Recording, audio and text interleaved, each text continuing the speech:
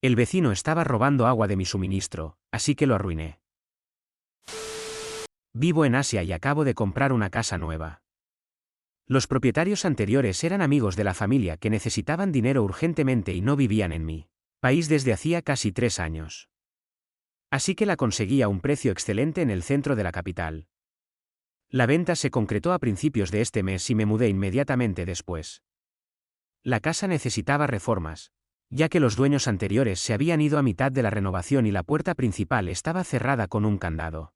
Ni siquiera con una cerradura, la casa no tenía portón, lo que significaba que cualquiera podía entrar sin problemas.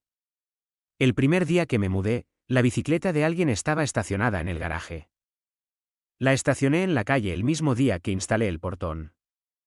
Un hombre enojado tocó a mi portón más tarde y no me molesté en responder, pero a través de mi ventana pude ver que se daba por vencido y se llevaba la bicicleta después de 15 minutos, así que ya no me gustaba el vecindario, pero no tuve más incidentes después de eso, aparte de que la gente no sabía que ya no era una casa abandonada, por lo que mi puerta estaba bloqueada más veces que nunca, pero un cartel de no estacionar en mi puerta solucionó ese problema. La semana pasada, me estaba duchando en el baño y noté que la presión del agua era más baja de lo normal. También escuché la bomba de agua de mi vecino de al lado. Este vecino, un hombre mayor, vivía en una casa de 3 pisos, siendo el primero el más bajo y en el que él vivía. Los otros 2 pisos estaban alquilados a inquilinos. Este tipo no estaba contento con la venta de la casa y les expresó sus inquietudes a mis amigos, los dueños anteriores. Estaba muy enojado por eso y mis amigos me advirtieron, pero yo mido 1,8 metros y tengo 3 perros. De ninguna manera iba a hacer algo y, sí, no lo hizo. Entonces, con esta situación de vida, se necesita una bomba de agua para bombear agua a los tanques en el techo, ya que la presión del suministro público no es suficiente para subirla a 3 pisos. Ahora bien, oí que la bomba de agua funcionaba y de inmediato sospeché. Claro que existen las coincidencias, pero no estaría de más comprobarlo. Esperé hasta que se apagara la bomba y luego abrí diferentes grifos de la casa. Efectivamente, la presión había vuelto a la normalidad. Esto me hizo sospechar aún más, pero si estaba robando agua, también tenía sentido. Las facturas del agua habían ido aumentando a lo largo de los años en que esta casa no estuvo habitada, pero la casa también tenía algunas filtraciones de agua. Así que se atribuyó a eso, incluso si las facturas eran demasiado altas para ser causadas solo por filtraciones. Ahora está empezando a tener sentido. En algún momento de los últimos 3 años, este viejo avaro pensó que se ahorraría el costo de pagar el agua, y entró tranquilamente a la propiedad y está sacando agua de mis cañerías. No pude encontrar exactamente de dónde estaba sacando agua, pero después de verificar mi presión varias veces, estaba bastante seguro, así que me quedé pensando en ello durante unos días, pensando si debía enfrentarme a él, recurrir a la vía legal o simplemente dejarlo así. Ahora bien, en mi país el agua es muy barata. Mi factura total. Incluso lavando a 3 animales, un coche cada semana y regando mi jardín. Solo me costó unos $5 al mes, incluso si el vecino también me robaba una parte. Pero no se trataba de cuánto pagaba yo ni de quién lo pagaba, sino de personas mayores con derecho a todo que creen que merecen usar los recursos de otras personas sin pagar por ello y luego salirse con la suya. No me parecía bien y tenía muchas ganas de darle una lección. Lo que hice fue muy sencillo. Simplemente corté el suministro de agua. No tendría que entrar en su propiedad ni violar ninguna ley. Era la mejor manera de vengarme de él sin tener que hacer ningún esfuerzo. Entonces, el lunes, hace apenas 4 días, esperé hasta que se encendió la bomba y apagué el suministro. Ahora bien, la forma en que funcionan los tanques domésticos en mi país es que hay una válvula de bola en el tanque que detecta el nivel de agua y enciende la bomba.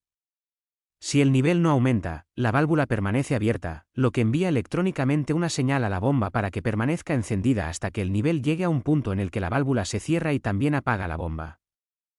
Sin embargo, el nivel no aumentaba y todos saben que dejar sin agua una bomba no es una buena idea. De esta manera, esperaba quemar su bomba y causar problemas con sus inquilinos. Lo que no tuve en cuenta es que el funcionamiento constante de la bomba estropearía los fusibles al consumir energía constantemente durante la noche y destruiría por completo el cableado. Si hubiera decidido actualizar el cableado de su casa a un estándar más moderno, esto se habría evitado.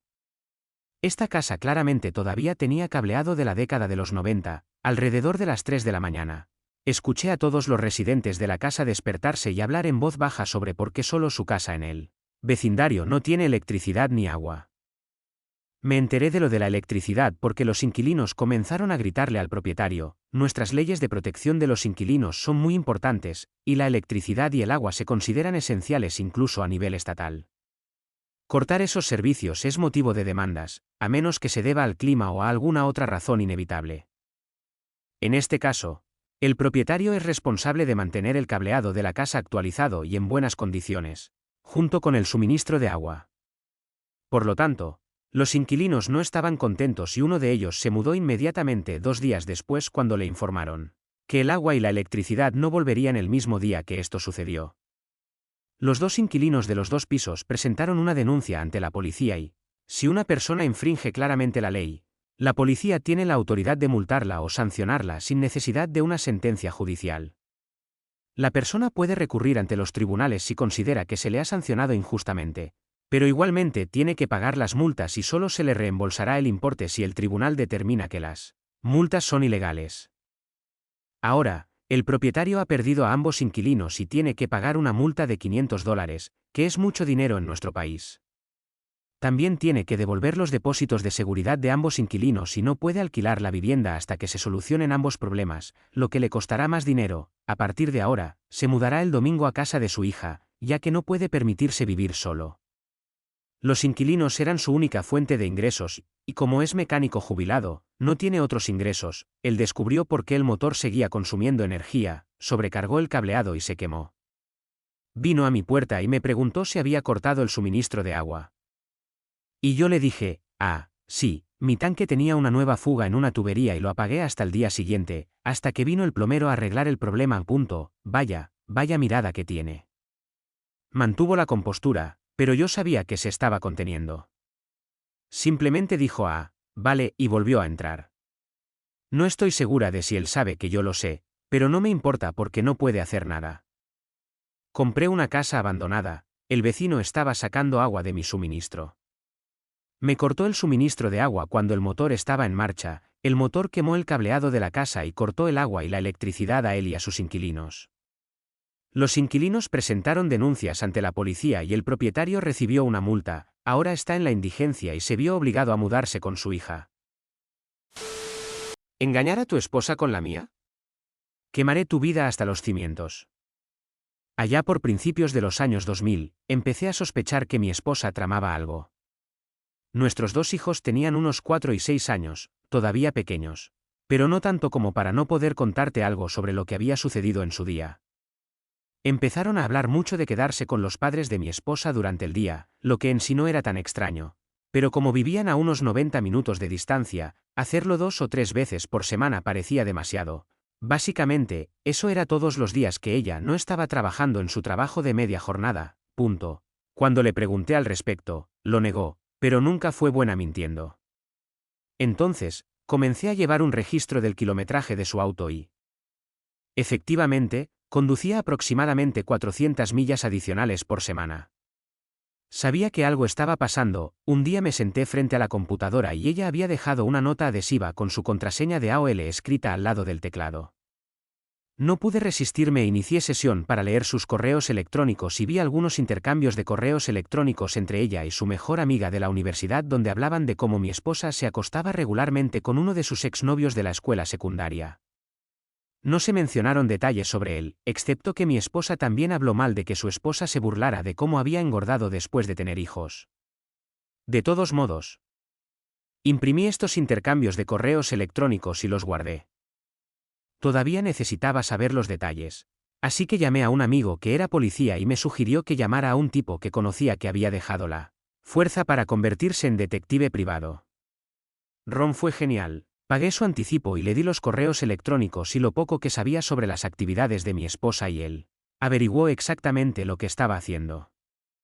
Su informe detallaba con fotos y horarios // fechas / ubicaciones cómo ella llevaría a los niños a casa de sus padres, luego se encontraría con este tipo para almorzar, luego irían a un motel de mala muerte por unas horas, después de lo cual ella recogería a los niños y regresaría a casa. En ese momento, contraté a un abogado especializado en divorcios.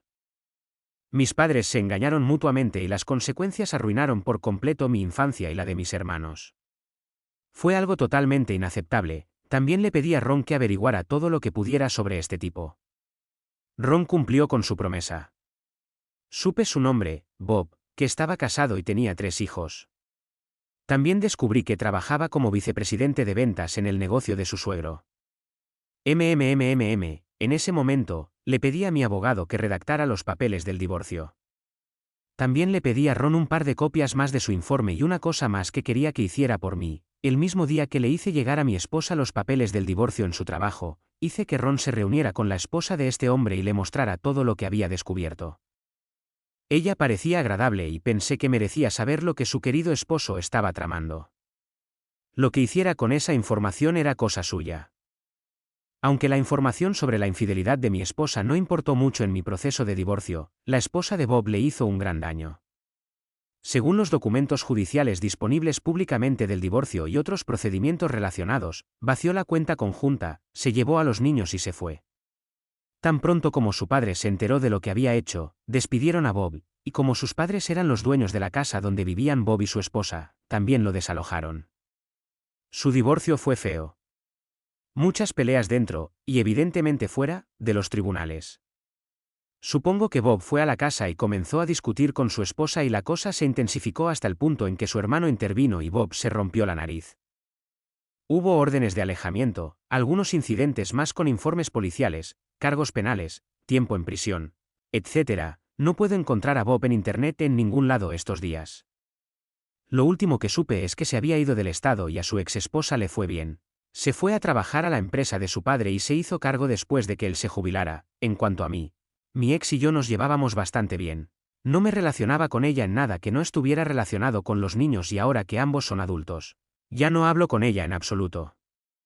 No la odio ni nada, pero solo me importa en el contexto de que ella es la madre de mis hijos y es importante para ellos. Nada más allá de eso.